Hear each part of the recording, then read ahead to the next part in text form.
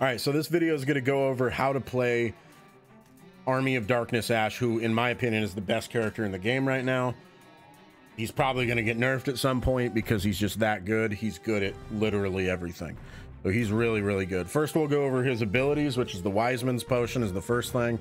When activated, this ability will grant you health restoration, fear reduction, increased damage dealing, and reduction of damage. Now that has a lot of utility. You can use that to reduce fear if you want. I would highly recommend to save it for early game when an elite shows up or a possessed unit by the demon player, and late game you want to make sure that you save it for bosses and use the WISEMAN'S potion there. The second thing is the shield blast, which is absolutely insane, and I'll get into more why in a second here because of his level 10 ability. Shield blast makes it so anytime he loses a shield bar, it triggers an explosion. So that little shield bar that you see up there, it doesn't matter how full it is. It could have a little sliver of shield left. If you run out of shield on that shield bar, 200 damage, and there's no cooldown on that. It's just a 200 damage blast every time. And that's insane because of his level 10 ability, which is Finish Strong, which makes it so anytime he executes a finisher, he recovers part of his shield bar. That's nuts because it basically means he can spam finishers and he'll keep getting a little bit of a shield bar. And when he does that, that means that he spams a finisher, and if he gets hit right when he's done with the finisher, he lets off a giant blast of damage, and then he can use another finisher and just keep, you know, doing that over and over again. And then his level 25 thing is Weapon Master Chainsaw, pretty standard. Just basically beefs up his chainsaw, makes it faster attack speed, increased health, balance bar, and dismemberment damage. Now, in terms of the way that you spec him, you could do a lot of different things. Well, I shouldn't say a lot of different things. You really could do two different things. You can either spec him to be a tank or spec him for damage. And in my opinion, I think he's better for specking him for damage. I won't even go over specking him to be a tank because it's like, I don't know. I don't really see a reason to do it because he's so good at killing people and killing demons, and he's already tanky as it is because of his ability to constantly generate shields for himself.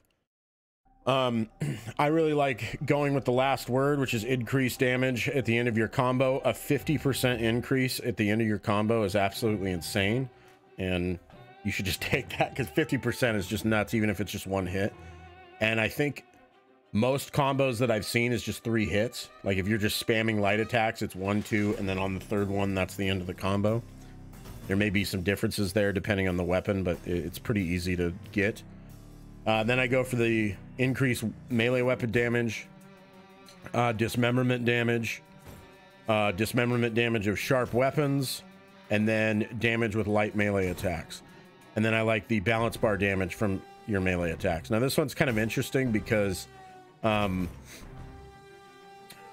we'll get more into that in a second.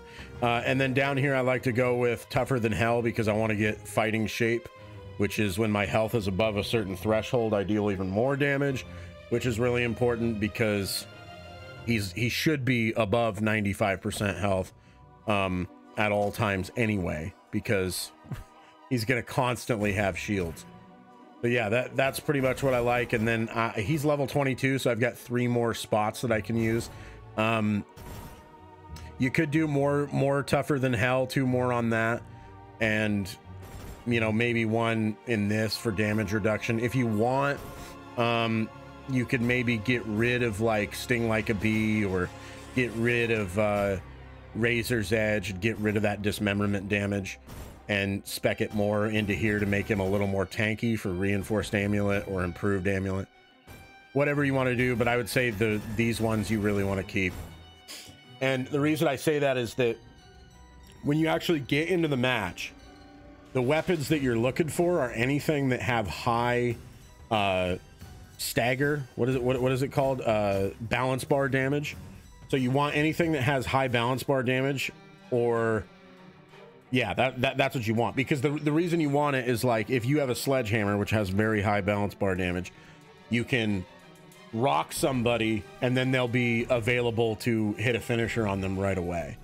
So he wants to spam finishers. Unlike a lot of the other people in his warrior category, he wants to spam finishers as much as he possibly can to keep generating shields for himself. So anything that does balance bar damage is really good.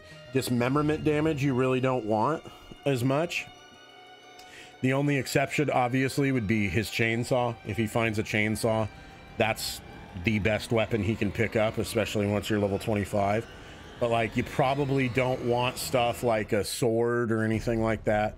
You're really looking for like sledgehammer, baseball bat is really good, shovel is really good, anything like that. You're really taking this sharp dismemberment damage on sharp weapons because of the chainsaw. The way that I spec'd him is kind of like, I'm going all in on the idea that somebody's going to get me a chainsaw, and then you're just going to run the whole lobby pretty much. So that's what you're looking for weapon wise. And then the last thing is your pink F upgrades within the match. You always want to go shield first with Ash. Max out his shield first. You're going to be generating so much shield from his finishers that you want to get up to max health right away, and then you can save your amulets for the end of the match. Also huge because his final upgrade on shields makes it so that when he takes one amulet, it fills 2 shield bars, which I think is the most ridiculous pink F upgrade in the game. So you want to get that maxed out right away. And then the second thing is melee. So once you're done with shields, you want to go get melee right after that. Because you just want to output as much damage as you possibly can, because that's his role. And then once you're done with that, I'd say go into fear. I'd spec into fear because he has terrible fear. It's the only drawback that he has is his fear resistance.